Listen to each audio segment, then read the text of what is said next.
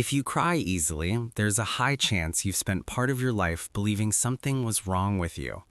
Maybe you were told you're too sensitive. Maybe you learned to apologize for your tears. Maybe you trained yourself to swallow emotions just to look stronger. But here's the part no one told you, and science backs this up. Crying easily is not a weakness. It's not a lack of control. And it's definitely not emotional immaturity. In fact, people who cry easily often have something most people never fully develop. But here's the part no one told you, and science backs this up. Crying easily is not a weakness. It's not a lack of control. And it's definitely not emotional immaturity. In fact, people who cry easily often have something most people never fully develop: an emotionally responsive system. We live in a world that rewards numbness, being unbothered, being tough, being able to move on without feeling too much.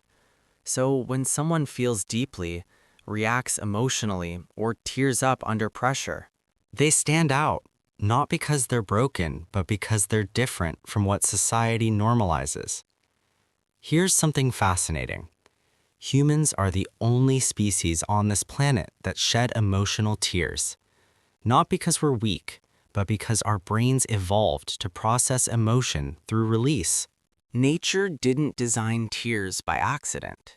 Tears are part of regulation. They're part of balance.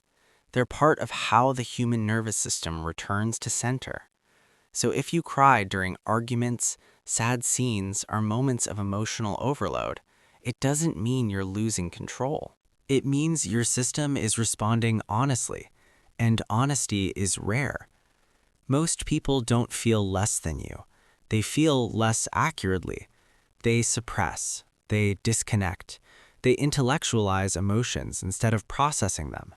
You don't. And that's why it feels intense. Because intensity isn't the problem. Unprocessed emotion is. People who cry easily aren't fragile. They're emotionally awake. They notice shifts faster. They feel changes sooner. They respond before emotions calcify into numbness. And this is where the misunderstanding begins. Because society confuses emotional sensitivity with emotional weakness. Psychology doesn't, and once you understand what's actually happening in the brain of someone who cries easily, the story changes completely. Here's what most people never learn about crying. Tears don't come from weakness, they come from processing.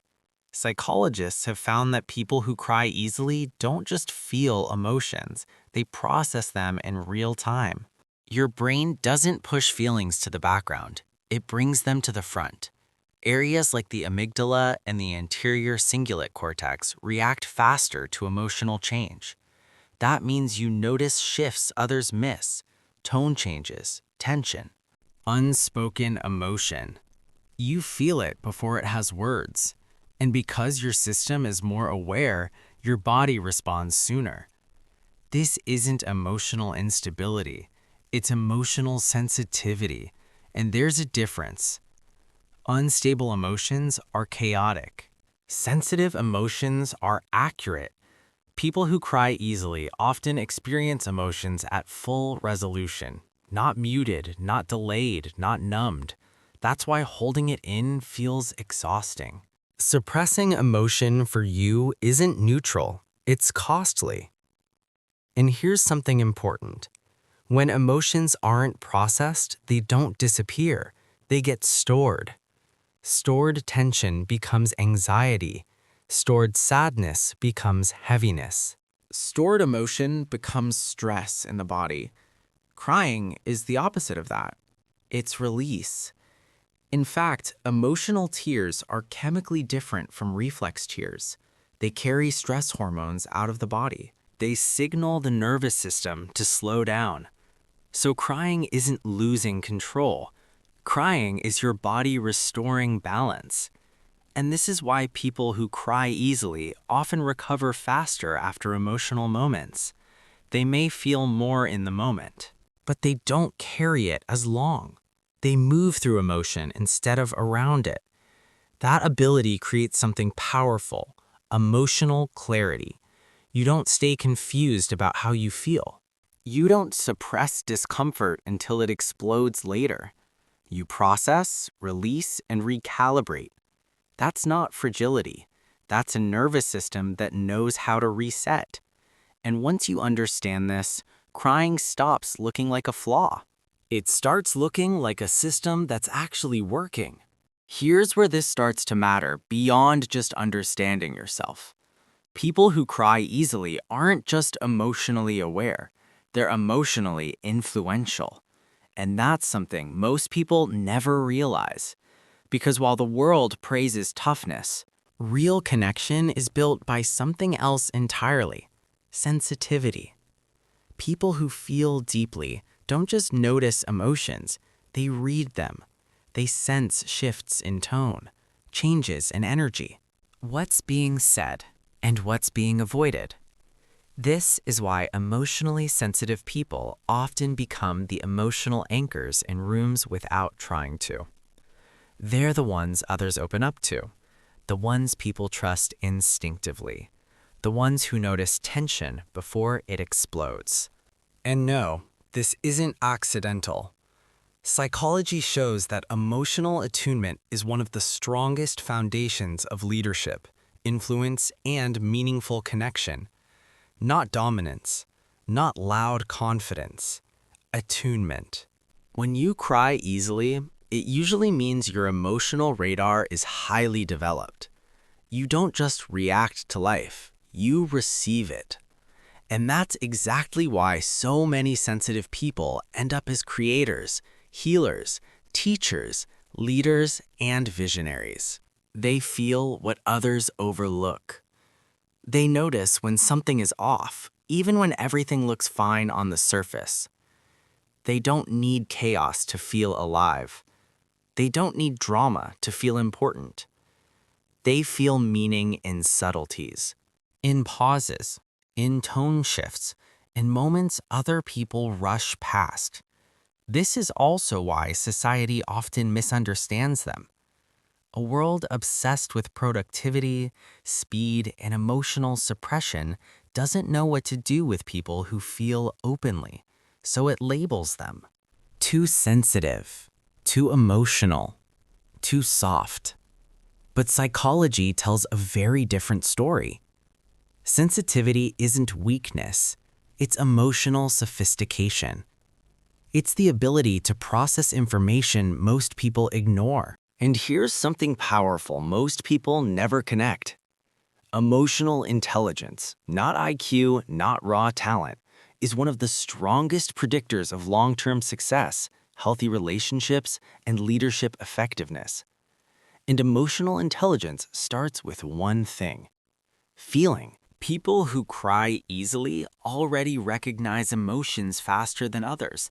They understand them more intuitively.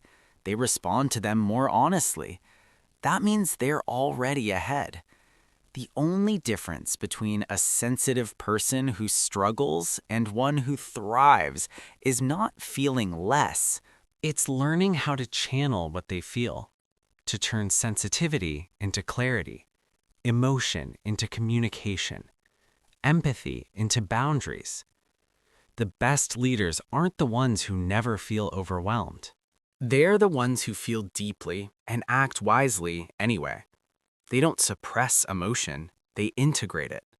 And that's where sensitivity stops being something you apologize for and starts becoming something you build with. Here's the part most people never talk about. Crying easily isn't something that holds you back. It's something that reveals you. People who cry easily are often the ones who feel life in high resolution. They notice shifts others miss. They sense tension before words are spoken. They feel joy, sadness, beauty, and loss more fully, not because they're weak, but because they're open. And openness is rare. In a world that teaches emotional armor, being able to feel deeply is a form of quiet courage. You see, emotional intelligence isn't about controlling feelings. It's about understanding them and knowing what to do because of them. Psychology consistently shows this. People who recognize emotions early and process them honestly tend to build stronger relationships, Make wiser decisions, and recover faster from stress over time. Yes, they may struggle in the moment. Yes, tears may come quicker. But suppression doesn't create strength. Processing does. There's also something important to remember. Crying easily isn't always emotional.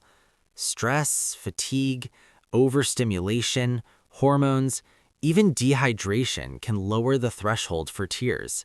That doesn't make you broken, it makes you human. And here's a powerful reframe. Maybe the world doesn't need you to be tougher. Maybe the world needs people who still feel, people who care deeply, who connect honestly, who notice what others overlook. Those are the people who change environments, who build trust, who lead quietly but impactfully. So if you cry easily, don't apologize for it. Your tears aren't a flaw. They're evidence that your empathy is alive, your nervous system is responsive, and your humanity is intact. And honestly, that's not common. That's powerful. If this made you see yourself differently, let me know in the comments. And if you want more psychology that goes deeper than labels, subscribe. This isn't just content, it's a mindset.